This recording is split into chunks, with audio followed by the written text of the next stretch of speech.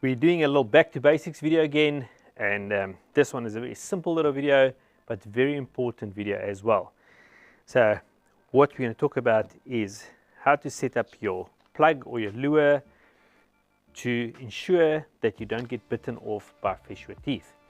So recently a group of friends of mine have decided to go to Angola, and in Angola they target shad on plugs. I've got this little GT ice cream here, the type of plug that they use, and the problem you have with this is that it's awesome for fish that can't bite you off, but as soon as you hook a fish on this that's got teeth, it bites off this little decron or assist cord here and you lose your fish.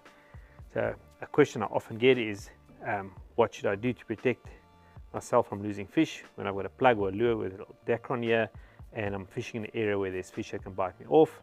And KZN, it'll be fish like snook and shad, and then even the kuta in Mozambique or northern KZN, and then in places like Angola you get those big shad and they bite this decron or assist cord off very easily. So I've got a very simple way of doing it. I'm sure there's a lot of different ways of doing it, but I'll show you guys the way I set up my plugs when I'm fishing in those areas, just to prevent me from losing fish. So first thing I do is just take off my assist cord. I'm just going to cut this off because I won't reuse this hook. Take that away, and I'm going to replace it with a thinner hook. I like a thinner gauge hook on my plugs. So this is a thin little inline hook, the correct size obviously to suit the plug. And what I'm going to do is, where I've taken off the assist cord, I'm going to put a split ring, a strong power swivel, another split ring, and then the hook to a split ring. As simple as that. And it's a very easy little setup, but that'll protect you when you hook a fish with lots of teeth and prevent you from losing the teethy fish.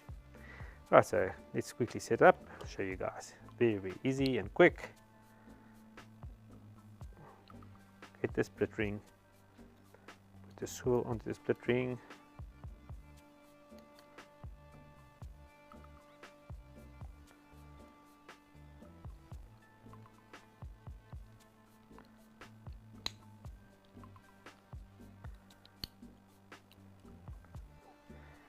Split ring on the one side of the swivel, put another split ring on the other side of the swivel. So obviously the split ring, the thickness and the strength of it determines, or you determine how big the fish are that you're targeting or which area you're fishing.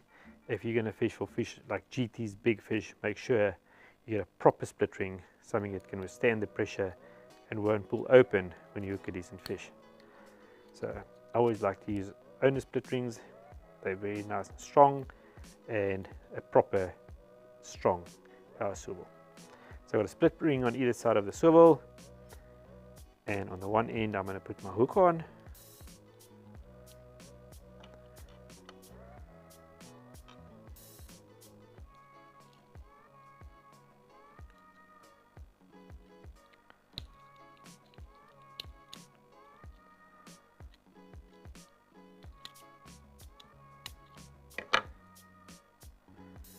Properly, and then on the other end I'm going to attach the lure.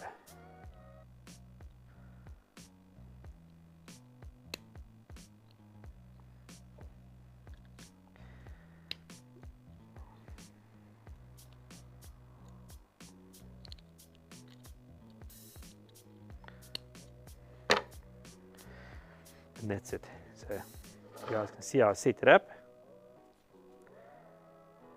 Very simple, and you've got all that protection now. So if you hook a fish with lots of teeth, it'll chew onto that swivel or the split rings, and there's no way you'll lose that fish. It's strong. I think it's way stronger than the decron or the assist cord anyway. And in general, I set up my plugs like this. So you can do that with other lures as well if you're fishing in the area. But as I say, very simple method. There's a lot of movement there. There's no problem with this snagging or getting caught up. It's nice and free, and that is one way to avoid losing a fish when you're fishing with a lure with a assist cord on. Alright guys, that's it. Very simple, and I really hope that helps.